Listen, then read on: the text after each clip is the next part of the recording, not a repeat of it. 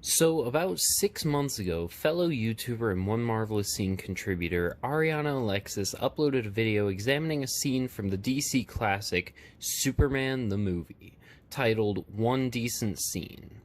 I had this video shared to me by a commenter, thank you so much for giving me this challenge, and I decided to, like the One Marvelous Scene video, take a few minutes to analyze one of my personal favorite scenes in a DC film, coincidentally from my personal favorite DC film.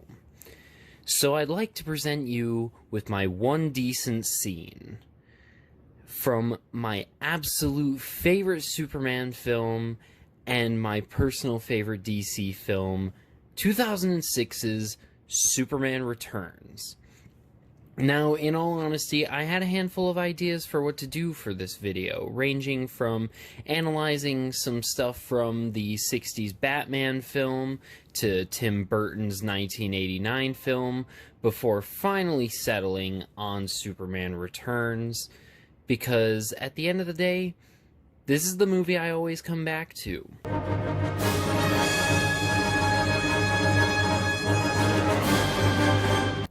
So, let's start with the context. Superman Returns is the 2006 pseudo-reboot/sequel to the Superman franchise.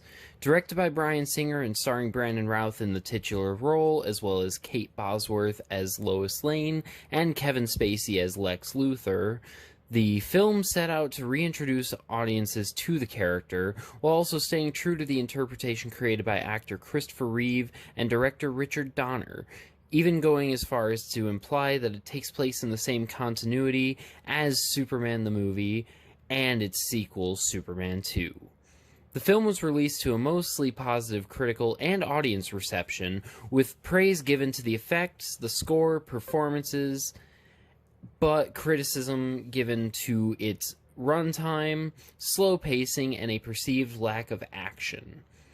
Over the years, the film has lost a lot of love from the DC fandom and has, in my opinion, become a bit of an underrated gem. With Brandon Routh's Superman having recently returned in the Arrowverse crossover Crisis on Infinite Earths, now feels like a more appropriate time than ever to not only analyze one of the film's best scenes, but to try to drum up some more love and support for the film and this interpretation of the character. The film was released when I was 5, and like how children of the 70s and 80s were wowed by the Donner-Reeve films, I was wowed by this film. Brandon Routh became my Superman, and this became my Superman film.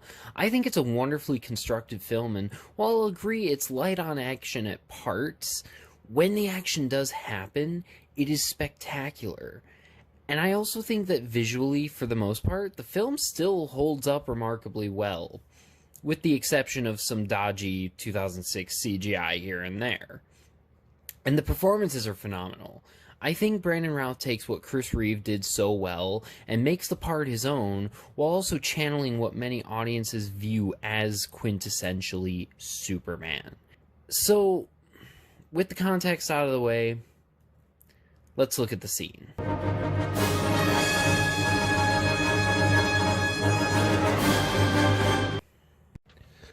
Let me set the stage.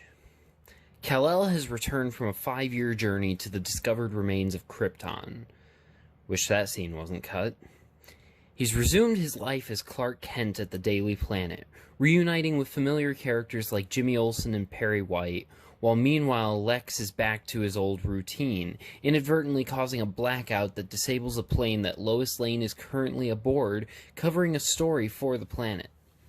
Suddenly, because of the EMP, the plane is suffering catastrophic failures, and there's only one way to save everyone on board. Clark suits up in his red and blue getup, and in a fun, tense, and exhilarating sequence, with some phenomenal effects, camera work, and music, he manages to separate the shuttle from the plane and save the plane and its passengers, catching it and landing it in a baseball stadium. With the passengers safe, Superman says a classic cheesy Superman line. I hope this experience hasn't put any of you off flying. Statistically speaking, it's still the safest way to travel. And with a smile, he flies away, and the world is left with only one thing on their minds. Superman has returned.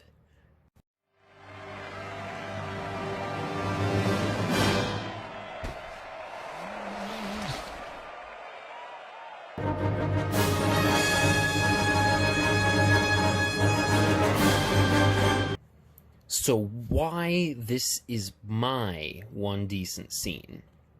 Now, this moment, to me, serves as a perfect reintroduction to the character after such a long absence in cinema. Just like the world in the movie has been without Superman, we as moviegoers had been without him. So for the characters and the audience, Superman has finally returned. Thus far, we've spent some time with Clark, really good stuff, but the movie has been slowly building to this, and we finally get what we came for. Superman. He's back and better than ever, still the hopeful optimist with that curl in his hair, but now with a new, modern edge.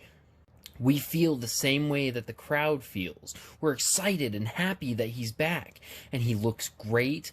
The suit is amazing. It's a nice mix of the classic reds and blues, even complete with the classic red trunks, but still having a modern touch with this more streamlined, sleek look and the textured fabrics. It's beautiful, and it's still my favorite Superman suit to date. The scene also just works as a great action sequence. The tension is built really well. It's a lot of fun to watch Superman flying, trying to keep up with the plane as it's falling, and trying to stop its momentum so forcefully that you can see the outer shell of the plane ripple before he can bring it to a complete stop as it's crunching in around him. It's so good.